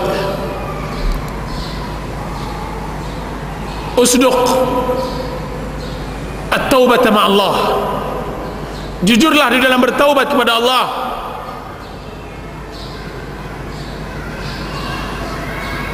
Di antara tanda taubat yang benar, dan ini juga kita terangkan di dalam buku ini, di antara taubat yang benar adalah perasaan rendah diri di dalam hati, kemudian pengagungan terhadap Allah Azza wa Jalla. Orang yang jujur bertaubat kepada Allah adalah orang yang menyempurnakan ibadahnya kepada Allah. Sempurnanya ibadah seseorang dengan dua hal: pengagungan terhadap Allah, dan yang kedua penghinaan diri kepada Allah. Semakin besar pengagungan seseorang kepada Allah, dengan semakin dia rendahkan dirinya di hadapan Allah, semakin sempurna ibadahnya, ubudiyahnya, penghambaan dirinya kepada Allah. Tidakkah lihat antum orang yang tidak pernah sujud satu kali pun kepada Allah Azza wa Jal, tiba-tiba ditimpakan musibah. Ketika dia mendapatkan musibah tersebut, hatinya luluh, tidak ada ikatan yang kuat kecuali ikatan Allah, tidak ada tali yang kuat kecuali tali Allah. Akhirnya dia berkata, as'aluka bi'izzika wa dhulli illa rahimtani. Aku memohon dengan keagunganmu ya Allah dan kekerdilan diriku, kecuali engkau rahmatkan aku, berikan limpahkan rahmatmu. As'aluka biquwwatika wa dha'fi. Aku memohon kepadamu dengan kekuatanmu dan kelemahanku. Wa bighinaka anni wa faqri ilaik. Kekayaanmu, aku memohon kepadamu dengan kekayaan yang kau miliki dan kefakiran diriku yang aku miliki. Hadhihi nasiyatil kadhibah al-khati'ah baina yadaik. Ini ubun-ubunku yang selalu berbuat maksiat, kesalahan, bersimpuh di hadapanmu. Abiduka siwaya kathir. Hambamu selain diriku sangatlah banyak. Hambamu sangat banyak. Walaysa li sayyidun siwak. Dan aku tidak memiliki majikan kecuali engkau. Hambamu selain dari diriku sangatlah banyak, dan aku tidak memiliki majikan kecuali engkau ya Rahman ya Rahim. La malja wa la manja illa ilaih. Tidak ada jalan keselamatan, tidak ada tempat perlindungan kecuali kepada dirimu. As'aluka mas'alatal miskin. Aku memohon permohonan orang-orang yang miskin, orang-orang yang lemah. Wa abtahilu ilaika ibtihal al-khadi' al-dhalil. Aku memohon kepadamu dengan permohonan orang-orang yang membutuhkan, yang hina. Wa ad'uka du'a al-khaif ad-darir. Aku memohon kepadamu dengan doa orang yang takut, yang cemas, lagi buta. Permohonan yang telah tunduk hatinya, yang telah jatuh air matanya, yang telah benar-benar bersimpuh dirinya. Antum tidaklah akan lihat bagaimana nikmatnya beribadah kepada Allah dengan dua hal tadi: penghinaan diri kepada Allah dan penghinaan diri kepada Allah dan pengagungan Allah Azza wa Jalla. Periksalah seluruh doa di dalam sunnah Rasulullah, di dalam Al-Quran dan hadis, maka kedua-duanya ada dalam hal itu.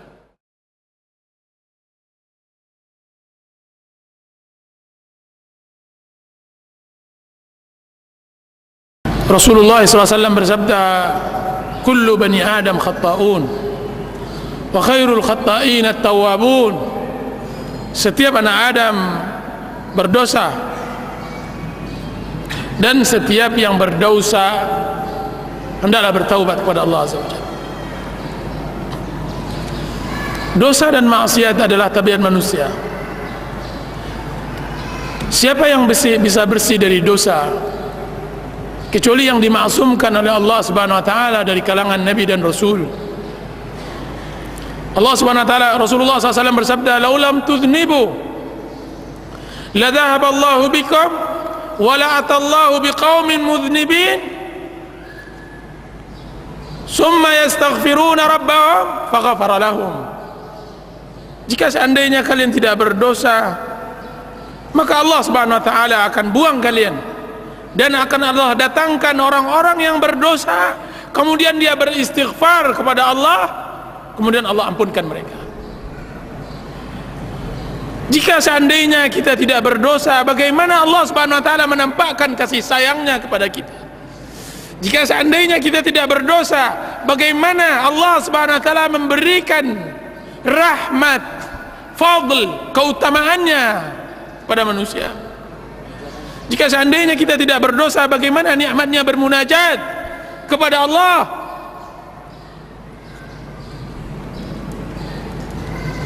Adam alaihi salam, kedudukannya lebih baik setelah dia melakukan berdosa daripada sebelum melakukan berdosa. Kedudukannya lebih baik setelah berdosa daripada sebelum berdosa.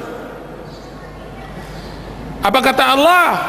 di dalam sebagian athar dinukilkan oleh Ibnu Qayyim rahimahullahu ta'ala, wahai Adam, dahulunya engkau datang kepada aku sebagaimana datangnya raja kepada raja, akan tapi sekarang engkau datang kepada aku sebagaimana datangnya budak kepada majikannya. Dan alangkah nikmatnya hidup menjadi budak Allah, hamba Allah, menghambakan diri kepada Allah Azza wa Jalla. Ibnu Qayyim rahimahullah mengatakan, aninul mudnibin ahabbu ilayya min tasbihil mudillin. Rintihan orang-orang yang berdosa lebih aku cintai daripada tasbih orang-orang yang sombong beribadah kepada Allah Azza wa Jalla. Orang-orang yang sombong, dia bertasbih, lebih hebat lagi tangisan orang yang melakukan dosa. Ibnu Qayyim rahimahullah juga mengatakan di dalam kitab Wabilus Sayyib, berapa banyak dosa seseorang mengantarkannya kepada surga, dan berapa banyak pula maksiat dosa pahala seseorang atau amal saleh seseorang mengantarkannya kepada neraka. Amal baik seseorang mengantarkannya kepada neraka. Kenapa? Karena ketika seorang hamba melakukan maksiat kepada Allah, dia bawakan dirinya bahwa dia adalah orang yang berdosa, hamba yang seharusnya beribadah, memenuhi dirinya dengan cinta, tunduk, tawakal. Sekarang dia telah berpaling, kemudian dia kembali bertaubat, bersimpuh, bertawakal, bermunajat kepada Allah, dan dengan dosanya tersebut, melalui dosanya tersebut, dia bisa bermuamalah di dalam ibadahnya kepada Allah, maka memasukkan dia ke surga. Ghamidiyah yang datang kepada Rasulullah sallallahu alaihi wasallam, yang dia mengatakan, ya Rasulullah, inni zanaitu fatahhirni. Ya Rasulullah, inni hubla minaz zina fatahhirni. Ya Rasulullah, sungguhnya aku hamil, sesungguhnya aku hamil dari zina, maka sucikan diriku. Ghamidiyah. Terus apa yang terjadi? Rasulullah SAW menolak dan melihat. Datang lagi wanita tersebut, dia mengatakan, ya Rasulullah, tahirni, sucikan diriku. Balik lagi dia ke sini, dia sucikan. Ya Rasulullah, saya mengerti bahwa engkau akan menolakku sebagaimana engkau tolak Ma'iz. Rasulullah SAW menolak Ma'iz. Apa kata Rasulullah SAW? Tidak, aku tidak akan tegakkan sampai engkau melahirkan. 9 bulan Ghamidiyah tersebut dipecut oleh maksiatnya, dibelut oleh zina dan perbuatan fahisyahnya kepada Allah Azza wa Jal. Akan tapi pecutan maksiat tersebut mengantarkannya untuk bertaubat kepada Allah. 9 bulan dia datang lagi kepada Rasulullah, dia bawa bayi tersebut, kemudian dia mengatakan, ya Rasulullah, ini bayi saya, anal mar'atul lati ji'tuka wa kuntu hubla minaz zina. Akulah wanita yang dahulunya datang kepada engkau yang mengatakan aku berzina, kemudian sucikan aku. Ini dia anakku ya Rasulullah, sucikan diriku. Panas maksiat masih membakarnya, hararatul maksiyah masih membakarnya, sehingga dia terus terpaku atas maksiat tersebut dan bertaubat kepada Allah. Apa kata Rasulullah? Tidak, hatta taftimih, sampai engkau menyapihnya, menyapih anak bayi tersebut. Pulang lagi dia dalam keadaan keputus asa, dalam keadaan kesendirian, kesedihannya, karena dia sudah bosan dengan kekotoran badannya. Dia hendak mensucikan dirinya kepada Rasulullah. Kemudian 2 tahun lebih dia menyapi anak tersebut, dan untuk ketiganya dia enggak mau ditolak. Dia tidak mau ditolak. Diambilnya potongan roti, kemudian diletakkan ke tangan anak tersebut. Kemudian dia datang lagi, ya Rasulullah, saya wanita yang dahulunya datang kepada engkau berzina, kemudian engkau suruh aku pulang, kemudian engkau katakan harus dilahirkan dahulu, kemudian engkau pulangkan lagi saya, kemudian ini dia.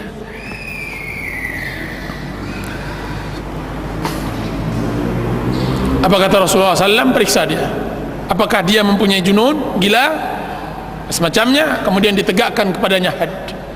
Kemudian Khalid bin Walid melemparnya sampai darahnya mencerat ke wajah Khalid. Kemudian Khalid mencelanya. Apa kata Rasulullah SAW? La tasubbu, jangan celah dia wahai Khalid. Laqad tabat taubatan law wasi'at law tabat law tuqsamu ala law yuqsamu ala ahli al-madinati la wasi'atuhum. Laqad tabat taubatan law qusimat ala ahli al-madinati wasi'atuhum. Sungguh wahai Khalid, dia telah bertaubat. Jika seandainya dibagikan taubat dia sendiri kepada seluruh penduduk Madinah yang berlaku maksiat, niscaya sudah cukup bagi Allah untuk mengampuni mereka. Taubat. Jadi orang yang berbuat maksiat hendaklah bermuamalah dengan taubatnya, dengan maksiatnya, bermuamalah untuk dia bisa merasakan halawatul iman, merasakan manisnya iman. Sesungguhnya iman memiliki manis, rasakan itu. Rabbana zalamna anfusana wa illam taghfir lana wa tarhamna lanakunanna minal khasirin. Ya Allah, kami menzalimi diri kami. Jika seandainya engkau tidak ampunkan kami, maka kami akan merugi. Kami merugi. Itu yang pertama. Dan yang kedua, bagi orang-orang yang ditimpakan oleh Allah Subhanahu wa taala maksiat ke maksiat, pertama, jujurlah di dalam bertaubat kepada Allah. Pahami tentang hakikat taubat dan bertaubatlah sejujur-jujurnya. Dan yang kedua, bergaullah dengan orang-orang yang saleh. Bergaullah dengan orang-orang yang saleh dari kalangan kaum muslimin, yang mana mereka mengingatkan kita kepada akhirat, mengingatkan kita kepada amal saleh. Dan jauhilah qurana usu, teman-teman yang buruk. Dan sering-seringlah untuk duduk di tempat-tempat yang bersih, di masjid-masjid Allah, di kajian-kajian ilmu. Dan hiduplah bersama salaf, bersama sahabat Rasulullah SAW, bersama tabi'in. Bacalah sejarah mereka, hiduplah. Sesungguhnya menyibukkan diri dengan hal itu akan menghilangkan maksiat kita kepada Allah.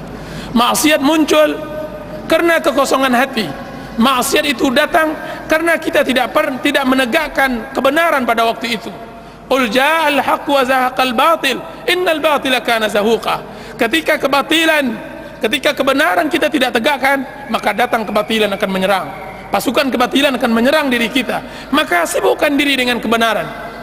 Hadiri majlis ta'lim, penuhi diri kita dengan zikir kepada Allah, dengan salat 5 waktu, dengan berbicara dan berbincang, mengingat akhirat bersama orang-orang saleh, membaca buku, menjadwalkan untuk sosial, menziarahi orang sakit. Sibukkan diri, berziarah kubur, berinfak, bersedekah, bergotong royong, pergi ke tempat-tempat kesedihan orang-orang yang ditimpakan musibah. Berangkatlah, sibukkan diri anda dengan itu. Di Madinah ada seorang pemuda yang mana dia menadarkan dirinya setiap asar dia harus berangkat ke mustasfa, ke rumah sakit. Berangkat, dia enggak memiliki harta seperti anda, fakir, miskin. Dia mengatakan, saya tidak memiliki harta untuk bisa saya sedekahkan. Saya juga tidak punya keahlian yang saya bisa sedekahkan untuk Allah. Akan tetapi saya mempunyai kata-kata, sedikit kata-kata untuk bisa memberi pembalut kesedihan orang-orang yang sakit. Maka dia datang di rumah sakit setiap asar. Ketika hendak maghrib dia sholat berjamaah. Itu setiap harinya. Masya Allah. Harus ada kebaikan yang kita banggakan di hadapan Allah Azza wa Jalla. Harus ada kebaikan yang harus kita banggakan nanti di hadapan Allah. Jadi bertemanlah dengan orang-orang seperti itu, mudah-mudahan ada manfaatnya. Wallahu ta'ala a'lam. Nah.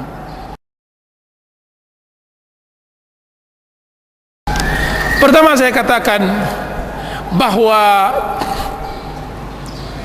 waktu-waktu yang mustajab ketika kita hendak belajar beribadah, saya mengatakan belajar beribadah dari doa. Belajarlah kita beribadah dari doa, kemudian kita tingkatkan dari salat dan semacamnya. Sulit kita salat khusyuk, dan dia adalah zaman akhir. Sebagaimana Rasulullah SAW katakan, akan datang nanti di akhir zaman, sebanyak itu orang salat, sebanyak itu pula yang tidak ada yang khusyuk, sebanyak itu pula yang tidak khusyuk. Bagaimana khusyuk? Hati masih kuat ikatannya dengan dunia, dengan harta. Maka jika seandainya kita mulai dari doa, maka alangkah mudahnya untuk belajar beribadah dari doa. Maka cari waktu-waktu yang mustajab. Ibnu Qayyim rahimahullah mengatakan, orang yang berdoa persis seperti orang yang memanah. Orang yang memanah, pertama harus ada sasaran, yang kedua harus ada panah yang lurus, panah yang lurus, busur yang benar, dan yang ketiga harus ada tenaga yang menarik panah tersebut sehingga dia akan meluncur keras tepat pada sasarannya. Tiga syarat ini harus ada dimiliki oleh seseorang untuk dimustajabkan doanya oleh Allah Azza wa Jalla. Maka sasarannya adalah Allah, sasarannya adalah Allah. Hendaklah dia berdoa kepada Allah Azza wa Jalla dan tidak berdoa kepada selainnya, karena berdoa kepada selainnya adalah kelemahan, adalah kehinaan. Dan yang kedua, busurnya yang lurus adalah doa yang datang dari Rasulullah SAW. Banyak orang sekarang berdoa, mengarang-arang doanya, tidak sampai, tidak benar. Zaman sekarang musim berdoa, banyak orang berdoa tidak benar doanya. Ya Allah, berikanlah aku harta yang banyak. Ya Allah, masukkan anak saya ke sekolah anu dan sekolah anu. Ya Allah, berikan saya istri begini dan subhanallah. Siapa tahu, siapa yang engkau dari mana engkau tahu bahwa kekayaan yang nanti Allah berikan akan memberi manfaat kepada anda? Dari mana pula anda tahu ketika anda diterima di sebuah sekolah pendidikan dan semacamnya, sekolah dan pendidikan tersebut bermanfaat untuk dunia dan akhirat anda? Berdoalah sesuai dengan doa Rasulullah SAW, doa yang ada di dalam Al-Quran atau Sunnah Rasulullah, karena dia adalah busur yang kokoh. Dan cobalah memahami sedikit demi sedikit doa. Dan alangkah bagusnya yang dikarang oleh guru kita Syekh Abdul Razak bin Abdul Muhsin Al-Badar dalam karangannya Fiqhud Doa, fikih doa. Pahami di sana bagaimana fikih doanya Rasulullah SAW. Dan yang ketiga, tarikan kekuatan tersebut adalah dorongan kepentingan. Seseorang yang tidak mau penting, tidak butuh dengan doa tersebut, bagaimana dia akan khusyuk? Yang akan bisa dikabulkan oleh Allah Azza wa Jalla benar-benar ada orang terdesak, orang-orang yang memang sangat membutuhkan, orang-orang yang memang sangat menginginkan terrealisasinya doa yang dia sanjatkan tersebut. Jadi kekuatan itu, apa kata Ibnu Qayyim, tidaklah tercipta tiga syarat ini kecuali Allah Subhanahu wa taala akan kabulkan doanya. Maka Allah akan kabulkan doanya. Bagaimana kalau seandainya tidak dia dapatkan pengaruh pengkabulan itu? Maka kita katakan Allah memberikan tiga pahala, tiga keutamaan bagi orang yang berdoa. Kalau Allah tidak kabulkan, berarti Allah jauhkan musibah setimpal dengan doa yang dia lakukan tersebut. Misalnya, dia berdoa kepada Allah untuk mendapatkan mobil Mercedes. Ya Allah, berikanlah mobil Mercedes.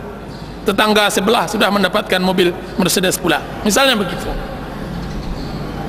Dan bermunajat dan serius dia memintanya. Seorang mukmin kalau tidak dikabulkan, wah udah 10 tahun saya berdoa Ustaz untuk mendapatkan mobil Mercedes. Jangankan Mercedes, istri memang Sides namanya, istri dapat, akan tapi Mercedesnya tidak dapat.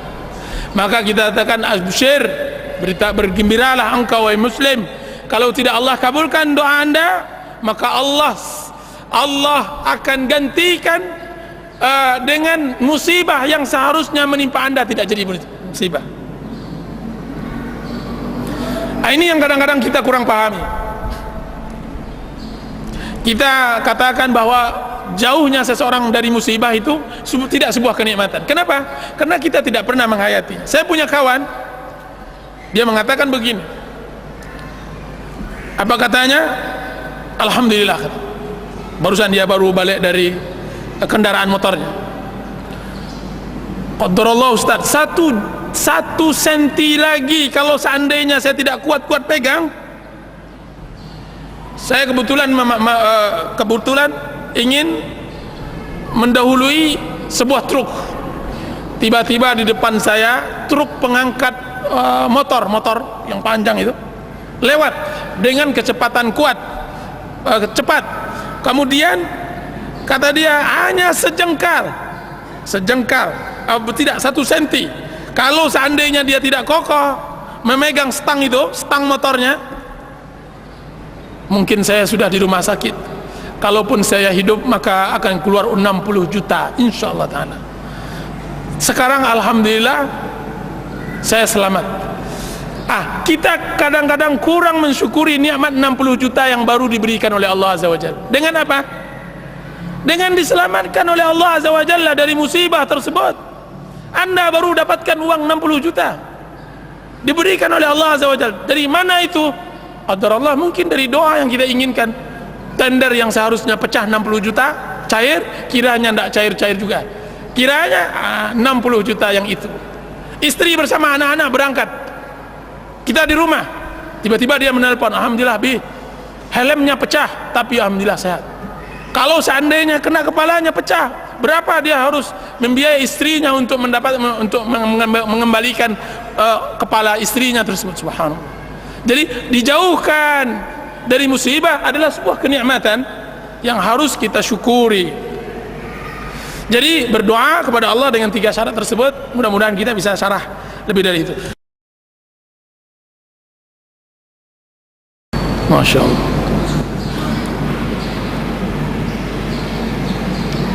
Apa kata Ibnu Qayyim? Sungguhnya maksiat bermula dari mata. Ketika mata dibuka, maka nampaklah semua hal, maka dia akan letih sendiri untuk menyelesaikan apa yang ia nampakkan. Mata ini ketika dia melihat semuanya, maka dia akan letih. Dan mata harus dijaga sebagaimana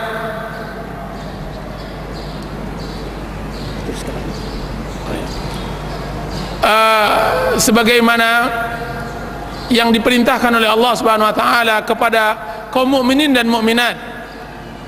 Qul lil mu'minina ay yaghuddu min absarihim wa yahfazu furujahum. Katakan kepada kaum mukminin untuk menjaga mata mereka, yughad. Dan ini musibah di zaman kita sekarang karena zaman fitnah. Apa kata salaf? Hendaklah zaman sekarang seorang muslim berkhalwat di rumahnya. Akan tapi jika seandainya di rumahnya juga tidak ada maksiat, kalau seandainya ada maksiat, maka dia keluar dari mulut harimau masuk ke mulut buaya. Kalau seandainya tidak ada di rumahnya maksiat pula, karena maksiat di rumah kadang-kadang lebih berbahaya daripada maksiat di luar. Yang nampak di jalan jauh lebih berbahaya yang nampak di kamar. Maksiat TV, maksiat lain-lainnya yang Masya Allah di zaman fitnah seperti sekarang ini. Apa yang harus dilakukan oleh seorang muslim ketika ditimpakan seperti itu? Pertama adalah menghadirkan kebesaran Allah Azza wa Jalla dalam diri. Besaran. Abdi aja'altani ahwanan nazirina ilai?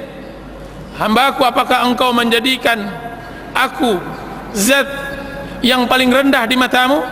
Jika seandainya engkau berada sama orang tua engkau tidak akan berani berbuat maksiat. Jika seandainya engkau bersama orang, engkau tidak berani berbuat maksiat. Akan tapi ketika engkau bersama aku, engkau berbuat maksiat. Engkau letakkan diriku di bawah orang-orang tersebut. Aku mencintai engkau dengan nikmat, sedangkan engkau membenciku dengan maksiat. Aku turunkan kepada engkau kebaikan dan engkau memberiku seluruh keburukan. Jadi menghadirkan kebesaran Allah Azza wa Jalla La tanzur, janganlah lihat apa yang engkau perbuat dari maksiat, akan tapi lihat kepada siapa engkau berbuat maksiat kepada Allah. Tapi lihat kepada siapa engkau berbuat maksiat. Jadi hendaklah mengagungkan keberadaan Allah.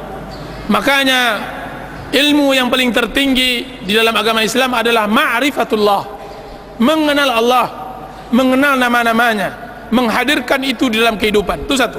Dan yang kedua,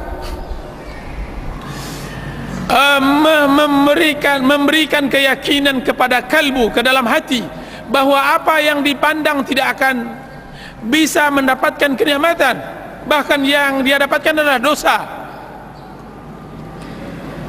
Semua dosa, apa yang kita pandang tidak akan memberikan apa-apa, kecuali hanya kesibukan diri untuk memikirkan tersebut dan lalai dari ibadah kepada Allah Azza wa Jalla.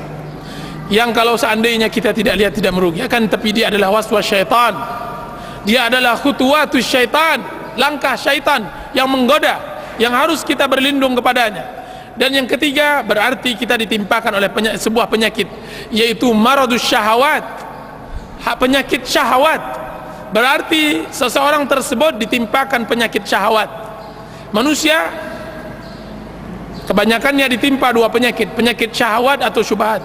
Orang yang seperti kita ini, yang ditanyakan seperti itu, adalah penyakit, ditimpakan penyakit syahwat. Maka membersihkannya, sabunlah ia dengan istighfar. Kalau memang sulit untuk istighfar, maka panaskan ia dengan bersempoh dan bertawakal kepada Allah Aziz dan Jalal. Jika seandainya juga tidak bisa, maka hendaklah dibelikan pembersih. Kalau tidak cukup untuk pembersih pakaian, maka pembersih lantai, dengan bersempoh di hadapan Allah Azza wa Jal, dengan mengakui kelemahan diri dan membesarkan dan mengagungkan Allah Azza wa Jal. Jadi hendaklah seorang muslim benar-benar penyakit hatinya itu harus diobat. Ibnu Qayyim rahimahullah mengarang kitab Al-Jawabul Kafi liman sa'ala an dawa'is syafi, jawaban yang puas bagi orang yang bertanya untuk sebuah obat yang bisa menyembuhkan. Atau dalam karangannya dengan judulnya yang berbeda tapi buku yang sama, yaitu Ad-Da' wa Dawa, obat dan penyakitnya, atau penyakit dan obatnya. Dan itu buku tersebut menerangkan tentang jawaban dari pertanyaan yang ditanya oleh saudara kita ini. Wallahu ta'ala alam. Hendaklah dibaca buku itu.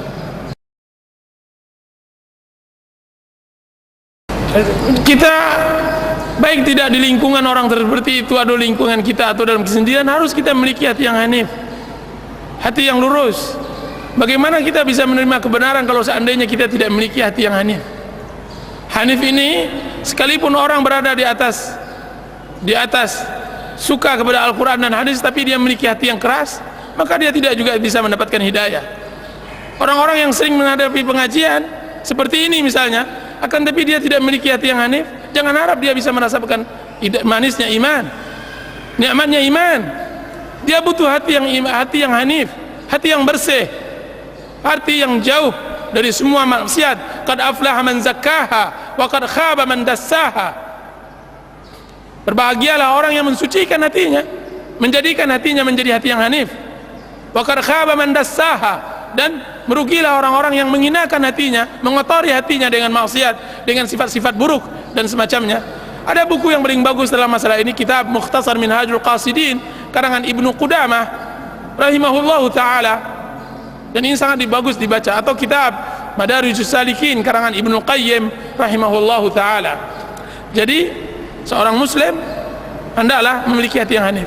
Akan tapi kalau seandainya hendak berdakwah di masyarakat, maka hendaklah dia menggunakan ayat Allah Subhanahu wa taala, ud'u ila sabili rabbika bil hikmati wal mau'izatil hasanah. Hendaklah engkau berdakwah kepada jalan Allah Subhanahu wa taala dengan hikmah dan mau'izatul hasanah. Hikmah harus dengan hikmah, dengan kata-kata lembut. Sesungguhnya ucapan lembut kita, ucapan baik kita lebih banyak mengena daripada ucapan yang kasar, yang keras. Walau kunta fazzan ghalizal qalbi lam faddu min haulik.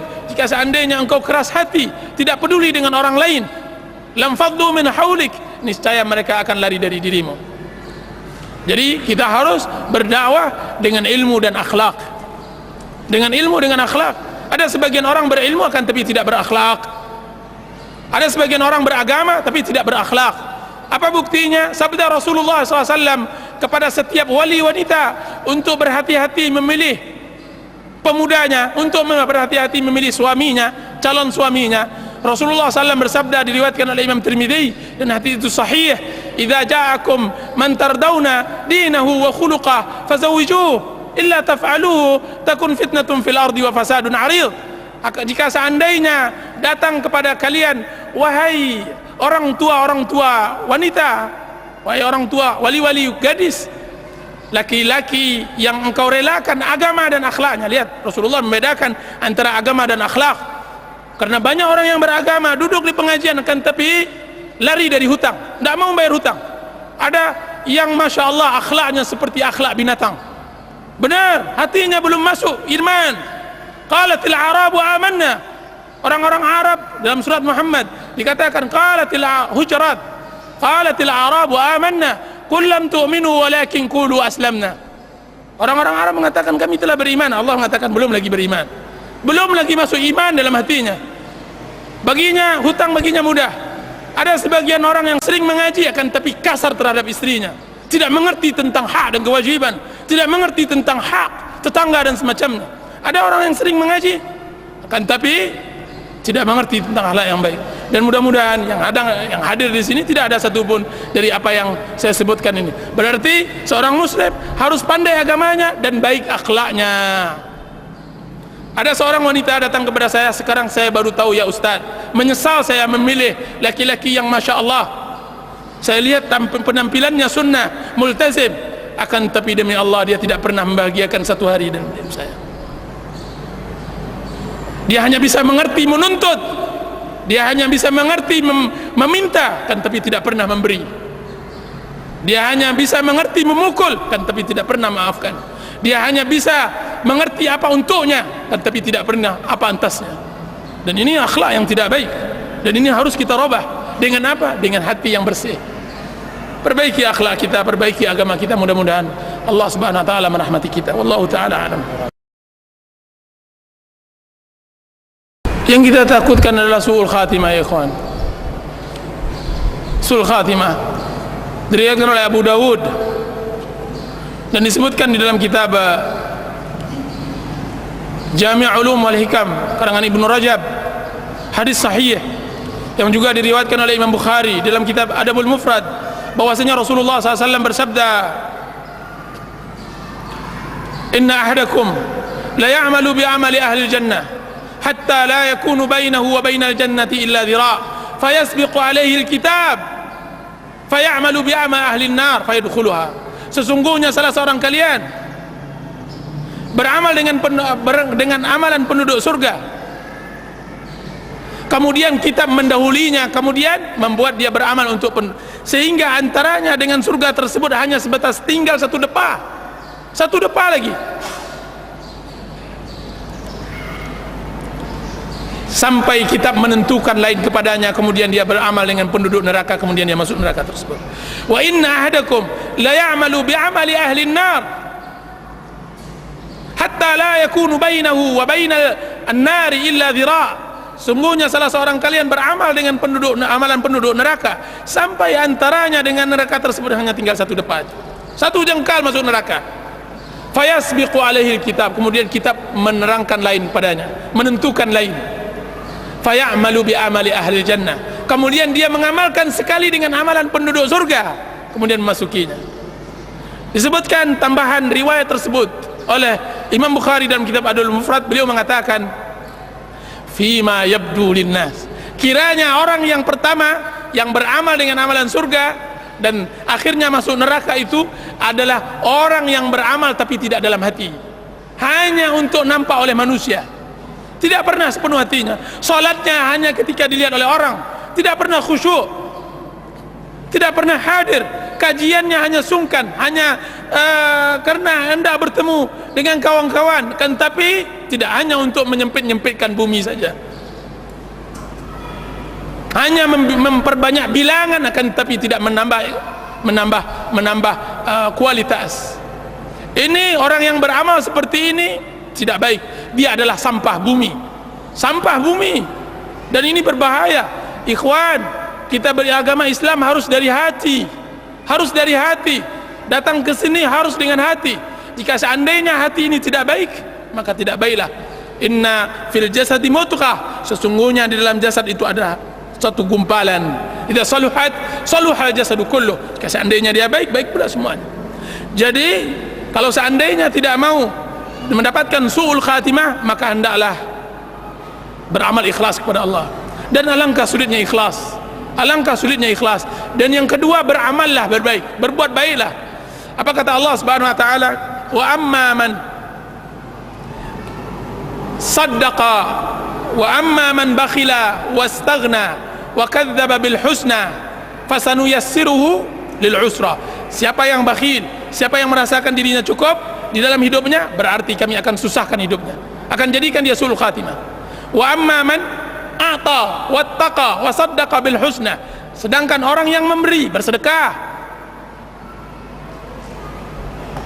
dan bertakwa dan mempercayai hari akhirat, kami akan mudahkan untuknya kebaikan.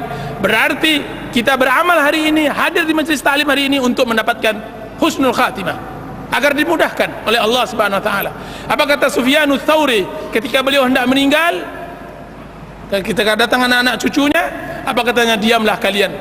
Ketika ditanya kepada oleh cucu-cucunya, wahai ayah, kenapa engkau menangis? Wahai kakek, kenapa engkau menangis? Apa kata cucunya tersebut? Wahai ayah, kenapa engkau menangis sedangkan engkau imam, engkau ulama? Apa kata Sufyanus Tsauri? Diamlah kalian. Sesungguhnya keletihan hari-hari itu untuk menunggu hari-hari ini. Keletihan hari-hari itu untuk menunggu hari ini, yaitu husnul khatimah, untuk mendapatkan husnul khatimah. Keletihan kita hari ini untuk mendapatkan husnul khatimah. Dan kita mohon kepada Allah agar Allah Subhanahu wa taala berikan kita hidup husnul khatimah. Jangan mati di atas maksiat kepada Allah Azza wa Jalla, agar memudahkan kita untuk bisa menerima kebenaran, membawa ubun-ubun kita kepada kebenaran, memberikan kepada kita hati yang lembut, air mata yang mengalir, kemudian badan yang khusyuk, khudu' kepada Allah Azza wa Jalla. Innahu waliyyu dzalika wal qadiru alaih. Subhanakallahumma wa bihamdika asyhadu an la ilaha illa anta astaghfiruka wa atubu ilaik. Sallallahu ala nabiyyina Muhammad.